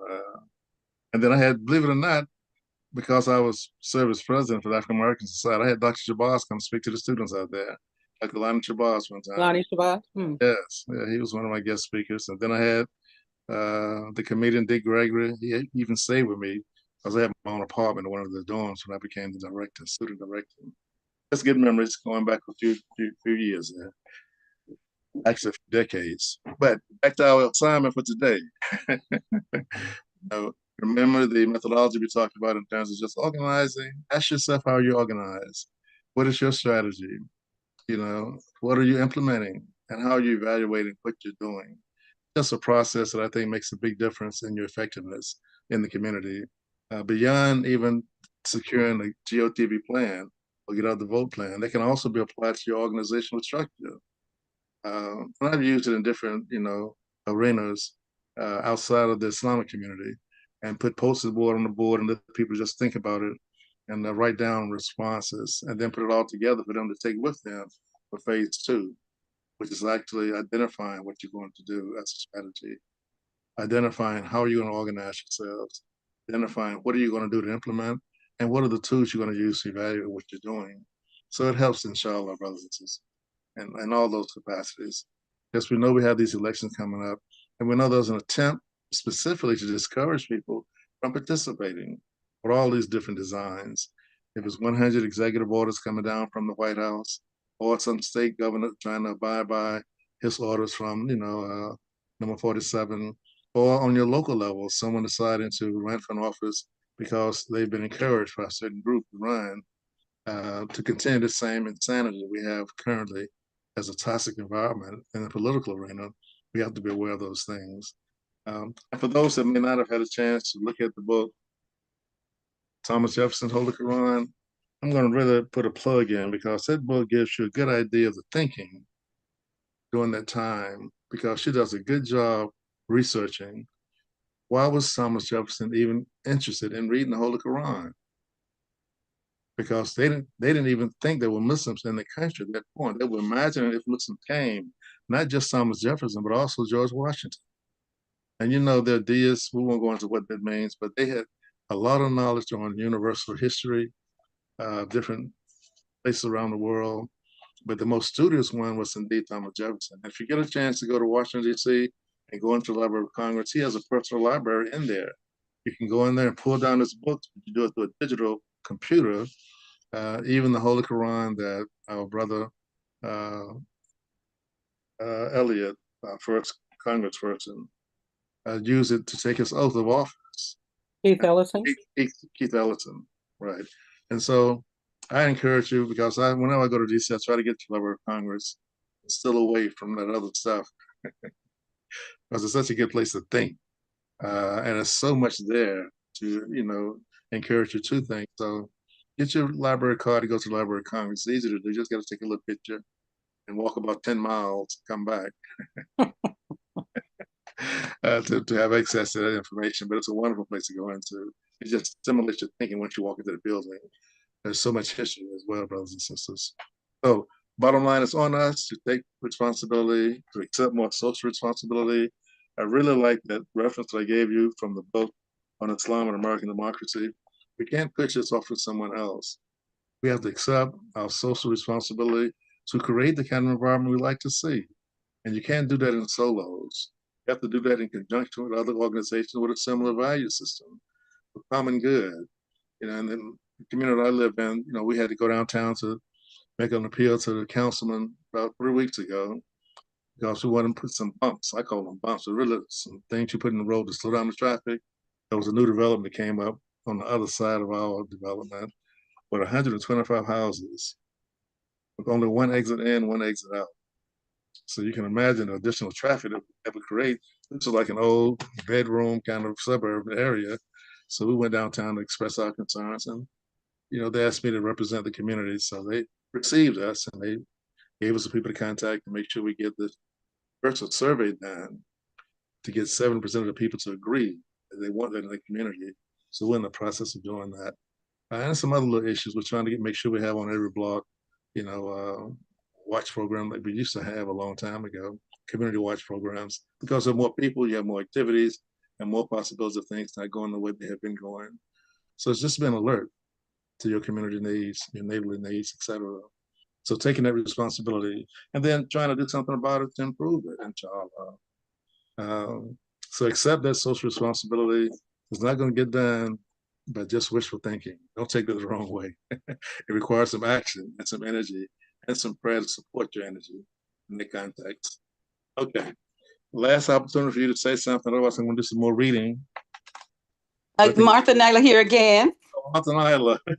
Yeah, when you were saying that, I just brought back to memory of 3 neighborhood associations that I helped informing, writing the bylaws and all of that. And then came the streets, with the medians being the humps in the street. Yes. The medians, it was one thing with the trees or hedges or whatever, but the other thing was the humps in the street, the raised area. And everybody said, "Oh, the police said we need signatures from most of the people in the neighborhood through the boundaries, in boundaries." So I volunteered, and guess what? Anybody else went out with me? No, but I got my clipboard, got my pen and paper on it, and I went. I walked alleyways. I walked and I talked to drug dealers and all. I knew them. I talked to them all. I said, "We all have children." And they say, "Oh, yeah, we need safety for our children. We don't want anybody hitting our children." When I came back with over 300 signatures, the policeman, he looked at me, he said, "Oh, you got this done?" "Yes." And now we have the rest of the story. We have humps in the street. It may tear up your car if you run over it too fast, but alhamdulillah, that started the ignition here in St. Petersburg. Alhamdulillah. For sharing And that. it's those small but important steps in your local area that can get the ball rolling to bigger issues. Yes. So that's a big victory. Yeah, we had a case where from the last election, where we were at, but it was some big church, and the young lady stood up. When I say young, I mean relatively young. That I heard what you're saying about getting young people involved in politics. I have another issue. I have a child, and all of his friends said drop out of school. How do we address that issue? Keep them in school. That to me is more important right now than anything else you've discussed so far. Just letting us be sensitive to the immediate needs of the community. And for some of us, because we have a certain experience, we're not aware of these other things that are happening. But she was very distraught that she could not convince her son to go back to school. So I told her, I said, listen, this is not a one-shot answer for that. That needs to be more collective effort. And I've invited her to come to another meeting with another group who just deal with children. They're mentors for the most part, and children advocates. And maybe they can give you some ideas. You know, if I can help, by all means, give me a call or email me. We want to get your son back in school as soon as possible, if he's willing to listen. If not, let's get him to some kind of skill that he can get paid for other than become a pharmacist. That's a new word my son taught me. I don't know what a pharmaceutical person was. Street pharmacist, huh? Yes, I said, Corner pharmacist. I said, what in the world is that? I said, Daddy, you got to get in line, man. You're out of touch. Oh, that's what that is? I said, okay, thank you for educating Pops, Dad, because I did not know. I did not know, you know. But that is an issue. You know, we need to look at that sometime, you know. How many of our kids are dropping out of school? That's a very serious concern. They've lost hope in pursuing their education. And you just think out beyond what's happening now. What kind of life will they have? By the grace of Allah, some good things may happen to them. But on that note, let me just say this too, and I'm going to be quiet, inshallah. One of my grandchildren called me. She lives down in, you know, the Raleigh-Durham area, but she goes to school in Raleigh. She said, Grandpa, Zaire came out of school, this is a high school, Enloe High School, the other day, and guess who was waiting for them? Outside the school. ICE. ICE. Outside of a high school. In Raleigh, high school called Enloe, well known for its academics, etc. They're actually waiting outside for these students to come outside. So I said, well, listen, I'm going to respond to that immediately. I'm also going to contact people I know down in Raleigh, Durham. And so what they did, they canceled all activities after school for all the Wake County. So that was one element they could use. And the kids went out, they walked out of school the next day to protest. That's absolutely diabolical. To surround a high school with kids that are so, as far as I'm concerned, there are babies, all of them collectively. You don't frighten babies walking with a mask over your face, you know, with a big gun on your side, pretending like you're doing the right thing. That's just absolutely unnecessary. So did they detain anyone? I haven't gotten the full story yet. They're coming home. Okay. I get the full story. They start coming in tomorrow. Okay. And the house will be full. I get the full story for a week. But the people that I know in Raleigh, they had put together a little committee, part of our North Carolina Coordinated Committee, Poor People's Campaign. In fact, that's part of the things they're discussing today down there in Raleigh at the General Assembly. That's one of the tenets they're discussing. You know, the cruelness of this whole idea of snatching people off the street, scaring children, etc. There's a way to do things, and there's an improper way to do things. So a lot of this stuff is totally improper. It's just a KKK called ICE 2025, the same tactic, only they're being condoned and encouraged by the federal government at this point. I saw a little blurb about Dodge being discontinued. I've got to look more into it and see what that means. But you may hear something about them in the news today.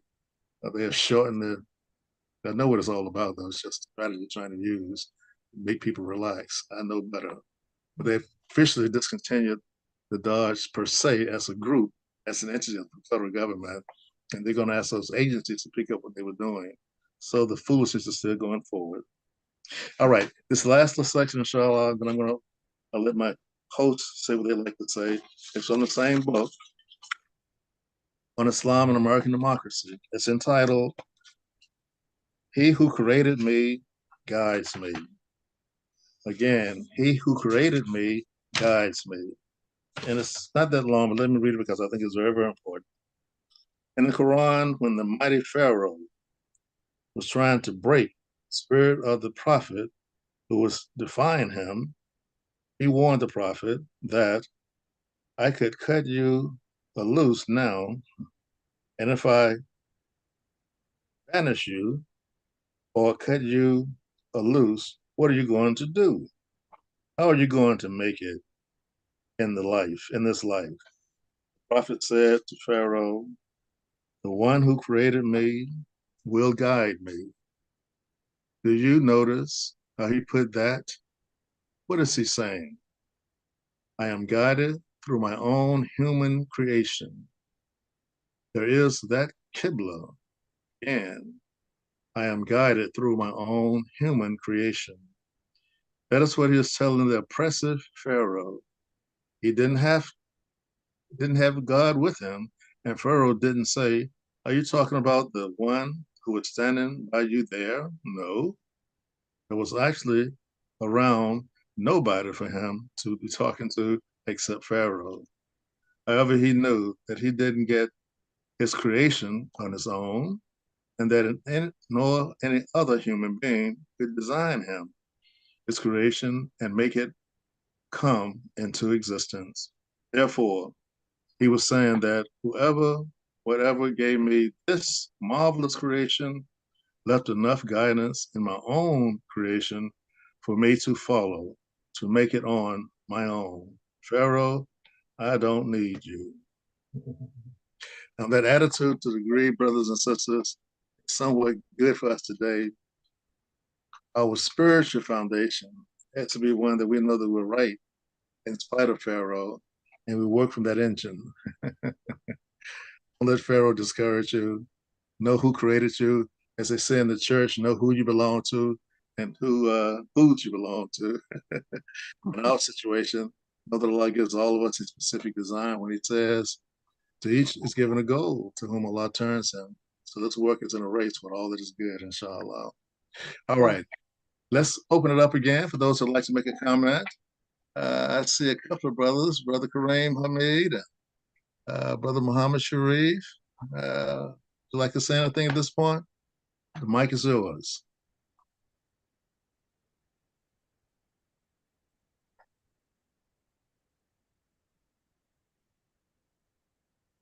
Okay, I hear crickets. It means but it's always your choice. But again, I will encourage you also, if you don't have the book, Thomas Jefferson, Holy Quran, try to find that in your library. It's so insightful, and I'll tell you why. He's not just talking about just his study of the Holy Quran. The author does a good job of identifying what they call Mohammedans and Jews. Has also been equally allowed to become citizens in this country, but they also would have to have that same experience.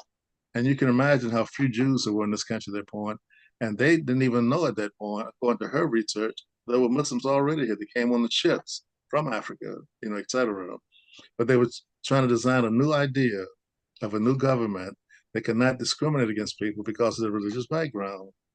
And I've done some research on the relationship between the Medina Charter and the Declaration of Independence. It's a marvelous connection there, brothers and sisters. I mean, a lot of the foundational work comes from that experience. So if you get a chance, just look up the Medina Charter, the 47 articles. Some of those almost were extracted from that to become part of our Declaration of Independence. Let me pause. I heard someone say something. I want to respect your time too. Someone else want to make a comment? Sister Manera, or Sister, our sister. All right. Sister Martha? because and forgive me for not raising my hand, everyone. No problem. The understanding, can you hear me clearly? The base Yes. foundation is upon the Medina Charter, and we can see it and thank Allah for it, for the involvement in this country's experiment of democracy. Assalamu alaikum. Walaikum assalam.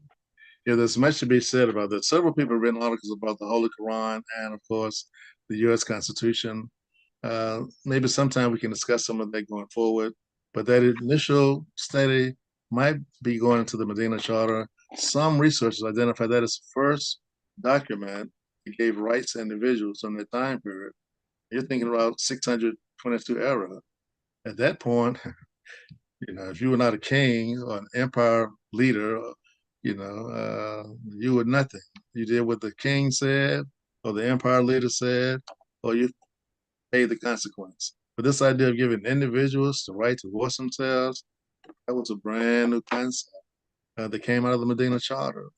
And it was based on, believe it or not, people having a choice of their religions. Now, it's hard for us to imagine that at that time period, you had people running around the Kaaba with birth suits, with all these different idols in there. Very unimaginable activity that was taking place in that environment and had no regard for women, period. And so all of a sudden, this guy comes along and says that women has rights to property, even to inherit property. Man, you must be crazy. So they tried to do all kind of things. They boycotted him, a small following. They tried to really starve them to death. And of course, that did not happen. And they even went out with designs to kill him on several different occasions. Of course, that didn't happen. And then he had to send his early followers all the way over to Ethiopia, as we call today, and it was called Abyssinia, to be saved by a Christian leader. So there's a lot in that we can draw from and glean from, and what's happening sometime in our very own community in one regard. All right, I've talked enough. And my co-host would like to say anything at this point? I'd just like to remind folks that on December 15th and the 22nd, Imam Muhammad Abdullah Aleem will be our invited guest, special invited guest. He will lead us in discussion. He recommended that we read on Islam and democracy, Imam Muhammad's book, the book that you were reading from earlier, Brother Fleming. And also he provided a e-document, a PDF, that deals with the Quran and the U.S. Constitution. So I've asked Sister Martha and I think Sister Khalida to distribute that document to all the AM360 hosts. So if you want that, contact Sister Martha or Sister Khalida so that you can fully participate in the discussion. If you're not a host, you can email me at negotiate88@gmail.com, negotiate88@gmail.com. That's negotiate88@gmail.com. And if I don't respond and give me 48 hours, send me another notice because I have a tremendous number of emails in my inbox. So, and pass the word around. We'll get the flyers out, pass the word around for others who would like to join the conversation, which is one that we really need to have. Because I found in conversation with some really knowledgeable and gifted people in our community, almost, what's the word? The word is when you just want to avert something, almost like they see the political life as a plague or as definitely something that we shouldn't be engaged in, which is disheartening because my chops churn every time I hear, and I pray Allah will take any malice in my heart from this reaction, but I get a very strong reaction every time I hear primarily immigrant organizations said this is the first in the US. I'm like, wait a minute, we did that in 1978. This is the first elected Muslim official in the country. Like, no, there was a brother Bilal in Kuntz, Texas, that was elected the mayor. Or this is the first Islamic college. And I'm like, wait a minute. Did you hear of American Muslim Teachers College? Or what about the Islamic University that was out of Chicago? So yeah, that was just a little bit of me getting it off my chest. But we have to do more for our future generations to grow up and not go back to Jim Crow days, because these people are really serious about reinstating Jim Crow. And the reason why I feel so compelled about getting the younger people involved, because they are removed from that. Okay, I was a step removed from that in New York, but I heard tales, I read, I knew Dr. King was in the forefront after Malcolm had been assassinated. And so that was the dominant conversation. What was going on in the country, in the early 60s, from 60 to 70, you know, in terms of community involvement and activism, and you know, I'm just not going to take it anymore. And that struggle and the breakthrough that um, was made, we hear. I was listening to a program. Um, the thrust is the African diaspora, and the brother was critiquing a woman. Uh, he called her Blasian because he seemed to appear to be African, you know, stock with Asian stock. And she was bemoaning how, I guess, in the No Kings effort and a lot of the public protests and whatnot, there is a significant absence of African American youth, African American participation in leading up some of these um,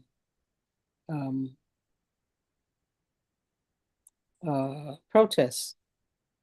And so the host, he was saying, well, no, you know, we're going to sit back and we're going to let y'all do this. And so when you let off with that quote from the Imam in terms of, you know, society demands your responsible response to what is going on. You know, this is an obligation on us. Um, there are a lot of people on these various social media platforms, African Americans, who are, I would say, 40 to 60 maybe, who are pushing this message that I've heard about, well, let's step back and let y'all take it, because we tired of, we do everything and then you get the benefit from it, you know. And it's like, I just don't understand that thinking. And I think that's a part of what was going on in the 60s, and also the message of do for self of the Nation of Islam, that I really have to think deep and try and look for what is, I can understand how it's easy to take something for granted because you don't know anything else. You know you can go on the bus and you can act a fool on the bus or on the train, you know, smoke your blunt, do whatever you do. You don't have any connection to, your people couldn't even sit anywhere on the bus. They had to sit in the back of the bus if they could get on the bus, you know. So um, there's a lot going out there. Yeah, the idea of them trying to write out our history, it just makes it that much more important, brothers and sisters, that we write our own history. Our own hands have to record our history. We cannot rely on other people to write our history. They'll leave out a whole lot, and sometimes they intentionally miswrite the history, take credit for things that we accomplished years ago. Um, there's a lot to be said about that, and some of us have taken on the issue, responsibility to begin writing. I admire Imam Ronald Shahid's effort to do that, and others, but trying to record specifically the volumes of material that Imam Warith Muhammad left for us. I mean, I was in Chicago when he said, when I'm leaving you, brothers and sisters, will last for 1,000 years. I've been wanting to really get into that, to really study it, to see how it applies to people today. What kind of action that involve you and connecting to various communities? Are we taking it just for lip service? Or are we really doing and implementing and making a difference in the quality of life that we have in this country? And when he was in California one time speaking at the forum out there, they asked him about several things. But one thing he said I'll always remember about, you got to identify with the land you're on to make a difference psychologically in the country you live in. You have to identify with the land that you're on, that you're born on. Now, then it's your job, okay, you don't like things, put your arm to the wheel, shoulder to the wheel, and do some changing. But don't dismiss where Allah has put you, because you're here for a reason, not an accident. It's to divine jurisprudence that you are where you are. So as Booker T. Washington would say, drop your bucket where you may and go to work. Do something. Don't just say something, inshallah. I get that all the time from my immediate family, especially my daughter. I think she, my second mother, Dr. Salema Hanan El-Amin, with this phone. Daddy, stop trying to save the world every day. I said, I hear you, Salema. I hear you, baby. But let's open it up for closing comments. Our time is almost up. I want to thank everyone who came on today. I hope Allah continues to bless your family and yourself immensely throughout the week. Inshallah, we'll be back on next week. Our sister Cheryl, you've been awful quiet the last few minutes. That's not like you. I know you're fair loquacious by nature. Any comments from you at this point? Loquacious. By nature. That's just the way my sister is, that's all. And I love her for it. Yeah, but I have a saying on my board. I'm looking at it. It says, "Speak only if it improves the silence." Oh, okay. It's Mahatma Gandhi. All right. So All right. there's nothing. If I don't have anything to add, Alhamdulillah. Let's write this down in the history books. Now, everybody heard that? Let's write it down. Today is November 24th, 2025. I'm just messing with you, since you know I love you. All right, then. With that, then, we want to begin to close out. What do we have, about 3 more minutes, 2 minutes? Who's got a watch on? I know we're close to it. Well, technically, we're a minute over, but we didn't start at 12:05, so we got 4 minutes. All right, then. We always try to end up as we start off with a prayer to thank Allah for His kindness and mercy, to even allow us to have this format to discuss with the public our concerns. And we always want to encourage you, stay informed, brothers and sisters, stay engaged, keep your passion to do something, not just to say something, but to do something to make a difference, because life is so fragile. And it's very short too. We just don't understand it sometimes because we're so engaged at the moment. Relatively short, so the energy level will wane over time. So while you get the energy and the health, make a difference in what you do to help someone else besides yourself. Sister Amatullah, you want to say anything before I offer prayer? I saw an interesting, I think it was on either Netflix or Apple TV. I'm not sure which one, but it's just called Lily, and it's adaptation on the life of Lily Ledbetter, Yes. a woman with the fair employment, fair pay struggle, and I think it's a good short entertainment piece that shows that you got to prepare yourself for a marathon rather than just a quick sprint. So it was interesting. I appreciated it being out there. It's romanticized, but I think if you look at the core of the message, it was a good message to encourage people to just keep on struggling on. As Cheryl said, as you go through those lifing issues, there are higher goals that we have to ascribe to. And sometimes you have people in your family that support you, and sometimes you have people in your family that don't. But you've got to look at your universal human family. And the whole issue of equal work, equal pay is still very much alive. Because I think there's still at least a 20 cents gap between the compensation, 20 cents per hour for those who are on hourly wages between male and female who occupy the same positions and perform the same duties. There's another movie that I accidentally turned to also on Netflix, I think it was, about a situation in Cataract County in North Carolina, about a family who bought some property right after the Civil War. And these people in Cataract County were trying to take their property from them and jail 2 of the descendants for 8 months, may have been 8 years, until the civil rights lawyer got involved and got them out of jail. And the fight, they was able to get them out. They actually locked them up for trespassing. And the corporation, their own property, because someone in the family sold a part of it on a fraudulent manner to one company, and they, of course, took full advantage of that. So now they're fighting, trying to reclaim as much of the land as they can, because they all grew up on that land, because it's in such an ideal location, right on the river, massive amount of land, and there's a single name for the road to go straight through. I just can't remember the name of the road, but that's the actual name of the film. But it's a good, true documentary on what happened, what still is happening, unfortunately. Yeah, still going on. Yeah. And a lot of the air, property, unfortunately, a lot of us are losing that because we're not on top of things to maintain control of their property. So with that, brothers and sisters, our sister said she was okay. I want to give her a chance to close us out, as she always does. Very powerful meeting. So, Sister Cheryl, Honorable Sister Cheryl. Yeah, I'll say this. You watched Lily Ledbetter about the marathon, and I got a different one. I had Nipsey Russell. Brother Nipsey Hussle, rather, not Nipsey Russell. Brother Nipsey Hussle, rapper. I don't know if you know him or not, but Nipsey Hussle say, life is a marathon. But one of his quotes that I like, he says, if you look at the people in your circle and you don't get inspired, you don't have a circle, you have a cage. Good quote. Alhamdulillah.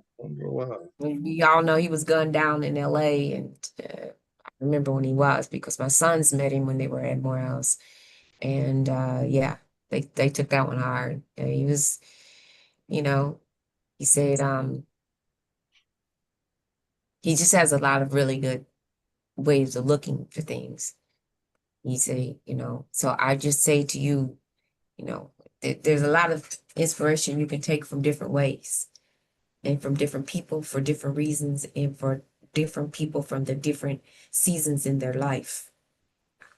I usually quote my grandmother, you change what you see also changes. Nobody's perfect. Nobody's perfect. But another Nipsey Hussle quote, he said, I'm nowhere near perfect, but I'm a solid 100.